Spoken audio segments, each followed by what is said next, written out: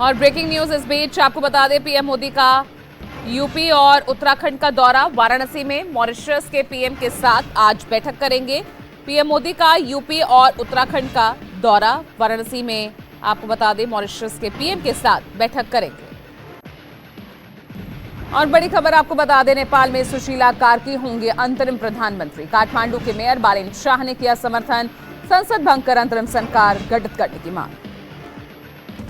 नेपाल में हुए जेनजी आंदोलन के बाद अब सत्ता कौन संभालेगा, इस पर फिलहाल सस्पेंस बरकरार है।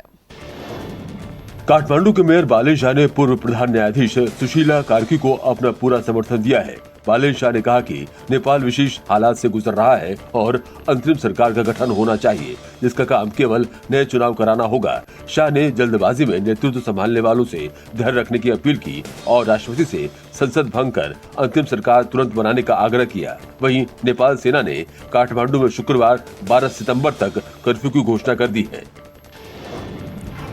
नेपाल में सरकार बनाने को लेकर काठमांडू से रवि लमचिना का एक बड़ा बयान सामने आया। नेपाल में जेनजी आंदोलन के बाद अब सत्ता कौन संभालेगा, इसको लेकर सस्पेंस बरकरार है। सरकार बनाने को लेकर रवि लमचिना ने कहा कि सरकार बनाने की रेस में मैं कहीं भी नहीं हूँ। ये आंदोलन जेनजी का है, वो जाने क्या करना है, मुझे कोई मतलब नहीं है। इसके साथ ही रवि ने कहा कि मैं जेल से निकलना नहीं चाहता था। जेल के अंदर भीड़ बढ़ने के कारण खुद जेलर ने मुझे छोड़ा। मेरे खिलाफ झूठा मुकदमा लगाया गया है। मुजफ्फरनगर के 10 व्यापारियों के नेपाल में फंसे होने की जानकारी भी सामने आई है। नेपाल में सोशल मीडिया बैन और उसके बाद भड़की हिंसा ने हालात को पूरी तरह बिगाड़ दिया है। राजनीतिक संकट के चलते वहां की सरकार भी गिर चुकी है। ऐसे माहौल में नेपाल गए भारतीय नागरिकों की सुरक्षा को लेकर चिंता गहराती जा रही है। इनमें उत्तर प्रदेश के मुजफ्फरनगर जिले के 10 व्यापारी भी शामिल हैं। जानकारी के मुताबिक भाजपा नेता सुनील तायल समेत 10 व्यापारी 7 सितंबर को भगवान पशुपति के दर्शन के लिए काठमांडू पहुंचे थे, लेकिन अगले दिन यानी 8 सितंबर से वहां सरकार ने सोशल मीडिया पर बैन की घोषणा कर दी, जिसके बाद बवाल शुरू हो गया। नेपाल में फंसे लोगों के परिजनों में दहशत का माहौल है। नेपाल जेल से भागे कैदियों को एसएसबी ने बॉर्डर पर पकड़ा है। नेपाल की जेलों से फरार कैदी भारत की आंतरिक सुरक्षा के लिए बड़ा खतरा बन सकते हैं। इसके लिए ऐसे भागे हुए कैदियों को पकड़ने के लिए भारतीय सुरक्षा तंत्र नेपाली सुरक्षा तंत्र के साथ मिलकर एक बड़ा प्लान बना रहा है और भारत नेपाल सीमा पर पूरी सतर्कता बरत रहा है। नेपाल जेल से भागे सभी 7 कैदियों को एसएसबी ने खुनवा बॉर्डर पर पकड़ा है। बता दें, मंगलवार को नेपाल की जेल से कई कैदी फरार हुए थे। अलर्ट एसएसबी ने इन सभी कैदियों को हिरासत में लेकर पूछताछ कर रही है। नेपाल में हुए बवाल के बाद उत्तराखंड पुलिस और खुफिया एजेंसी भी अलर्ट पर है। नेपाल बॉर्डर से लगी कुमाऊं के क्षेत्र में सघन चेकिंग की जा रही है। भारत नेपाल बॉर्डर पर उत्तराखंड पुलिस एसएसबी के साथ ज्वाइंट पेट्रोलिंग भी कर रही है। आईजी कुमाऊं ने बताया कि इंडो नेपाल बॉर्डर पर नेपाली और भारतीय नागरिकों का मूवमेंट प्रतिबंधित कर दिया गया है। उन्होंने स्थानीय नागरिकों से किसी भी तरह की अफवाहों पर ध्यान न देने की अपील की है। साथ ही यदि किसी प्रकार की सूचना किसी भी नागरिक को मिलती है तो वो उसको उत्तराखंड पुलिस या एसएसबी के साथ साझा कर सकता है।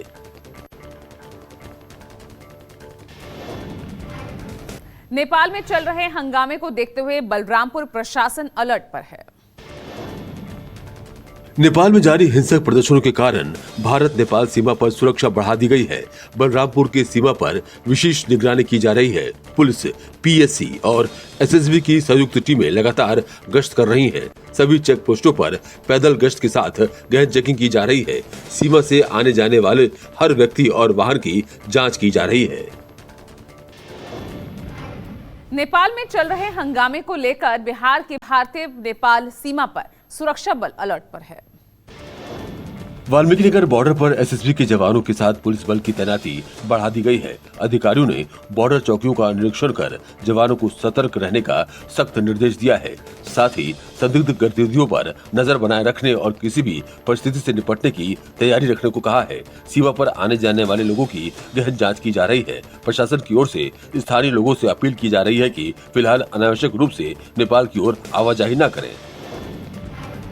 नेपाल में फैले हिंसक आंदोलन के चलते राजस्थान के सैकड़ों पर्यटक नेपाल में फंस गए हैं।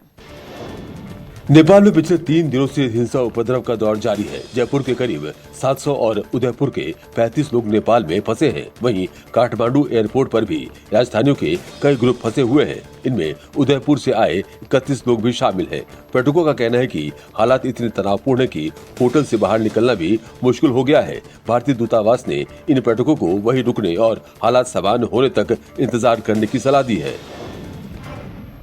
नेपाल में हिंसा के तीसरे दिन भी स्थिति काफी तनावपूर्ण रही।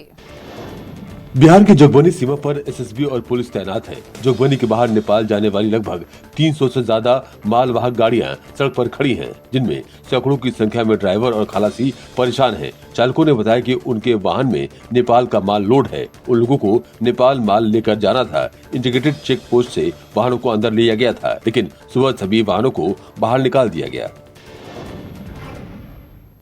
नेपाल में जेएनसी आंदोलन के दौरान घायलों की संख्या 1000 के पार पहुंच गए।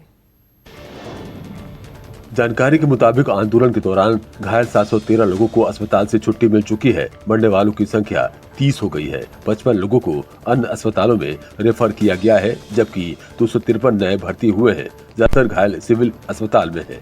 सिविल में 436, नेशनल ट्रॉमा सेंटर में 161 और एवरेस्ट अस्पताल में 109 मरीजों का इलाज चल रहा है। देश भर के 28 अस्पतालों में मरीजों का इलाज चल रहा है।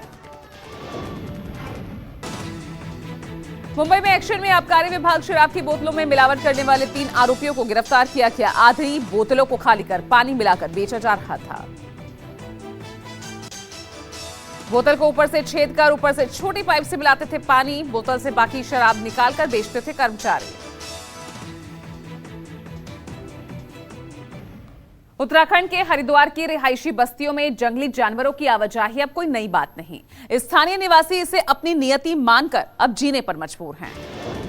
हरिद्वार से सटे जगदीतपुर इलाके में एक के बाद एक 5 हाथियों का काफिला हरिद्वार लक्सर मार्ग पर आ गया। हाथियों की मौजूदगी ने राहगीरों की धड़कनें बढ़ा दी। हालांकि लोगों ने समझदारी दिखाते हुए न कोई शोर किया, न उनका पीछा किया। बस चुपचाप उनके गुजरने का इंतजार करते रहे। स्थानीय लोगों के मन में डर पहले से ही बैठा हुआ था, क्योंकि 2 दिन पहले एक हाथी ने एक कार के साथ जोर आजमाइश की थी, जिससे भय का माहौल बन गया था।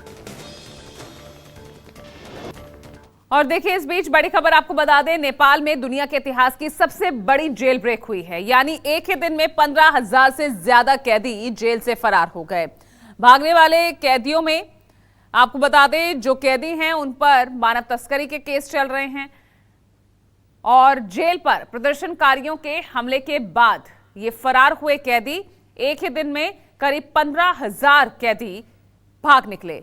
अब दोबारा गिरफ्तारी के लिए आर्मी और पुलिस की छापेमारी तेज हो गई है।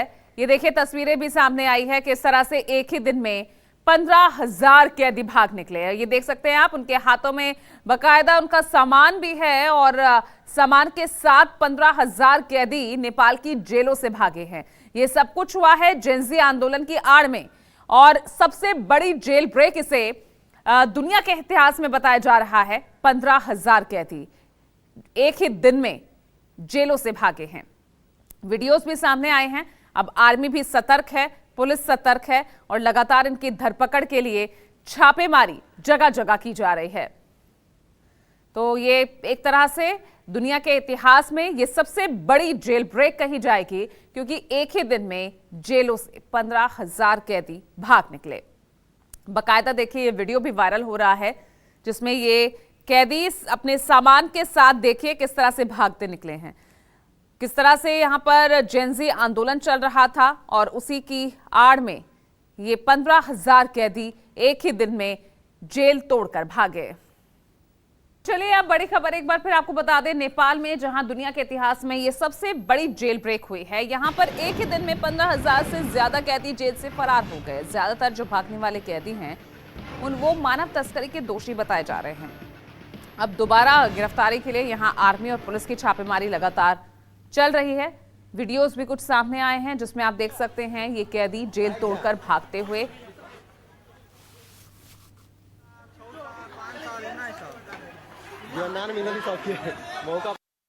नेपाल की जेलों से फरार कैदी भारत की आंतरिक सुरक्षा के लिए बड़ा खतरा बन सकते हैं। इसके लिए ऐसे भागे हुए कैदियों को पकड़ने के लिए भारतीय सुरक्षा तंत्र नेपाली सुरक्षा तंत्र के साथ मिलकर एक बड़ा प्लान बना रहा है और भारत नेपाल सीमा पर पूरी सतर्कता बरत रहा है। नेपाल जेल से भागे सभी 7 कैदियों को एसएसबी ने खुनवा बॉर्डर पर पकड़ा है। बता दें, मंगलवार को नेपाल की जेल से कई कैदी फरार हुए थे। अलर्ट एसएसबी ने इन सभी कैदियों को हिरासत में लेकर पूछताछ कर रही है।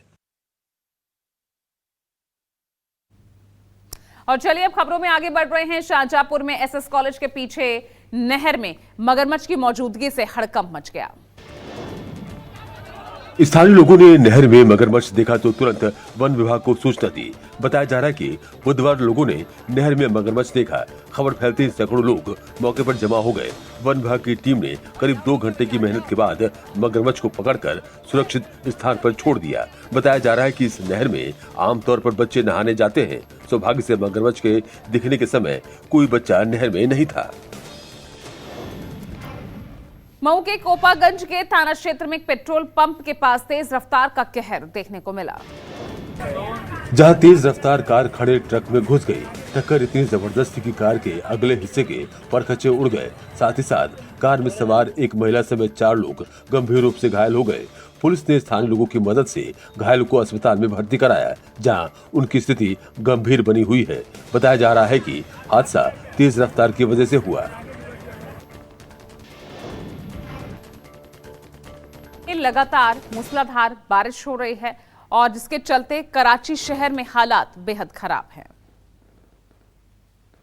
चिली राजगिरी की पहाड़ी पर बादल फटने से भारी तबाही मच गई है। चारों तरफ पानी ही पानी नजर आ रहा है। ऊंचाई पर बादल फटने से भाखली और चेष्टा नाले में बाढ़ आ गई है। बादल फटने से मलबा शगाड़ गांव में लोगों के घरों में जा पहुंचा, जहां पर लोगों को भारी नुकसान हुआ है। हालांकि इसमें अभी तक कोई जानी नुकसान की सूचना नहीं मिली है।